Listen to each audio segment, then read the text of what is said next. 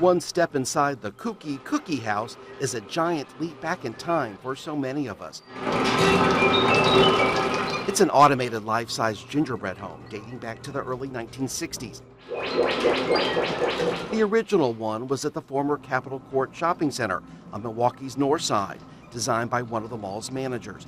63-year-old Julie Woodall remembers so many details. Mom would take us to the mall, and we would get in line with all the other kids, and you would go through the Cooky house and the robots and everything. I mean, that stuff was magical. Magical and memorable for so many kids. Behind us was a wall of all the toys that the different stores at the mall had for sale, things they wanted us to buy. And so you'd be like waiting, looking at a cookie, and then all of a sudden you'd be like, Raggedy Ann, I want Raggedy Ann. When plans were made to demolish Capitol Court, the Cooky house's future looked bleak. But Julie tells me she had connections and was able to get her hands on some of the original content, like a giant candy cane, sign, and robotic man. For her, these all became fabulous Christmas decorations. Over the years, there was enough community interest and leftover parts to keep this Christmas dream alive. A version of its former self turned up at Discovery World, Milwaukee County Zoo, the Domes, and Bayshore Mall.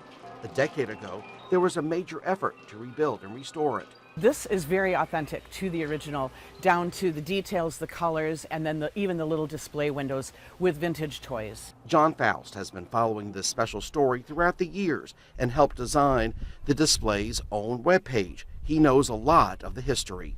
There are so many people, there must be 100,000 kids who went through the house year after year. Believe it or not, my website even found someone who still had their cookie.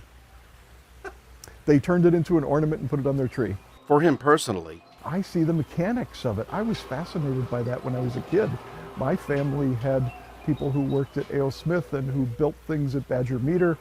And I look at Boss Robot in the entrance at the Cooky house, and I see Alan Bradley and electronic controls of machines. But John says he sees it also for future generations. But it's also about maker spaces and people who build things today. If you've got kids who are into making things in Minecraft or Legos, take them through the Cooky house, because they'll see an older version of what kept people entertained back then. As fate would have it, just last holiday season, this piece of Milwaukee history ended up at Shading Lane Greenhouses in Menominee Falls. The plan is to keep the replica here permanently during the holidays.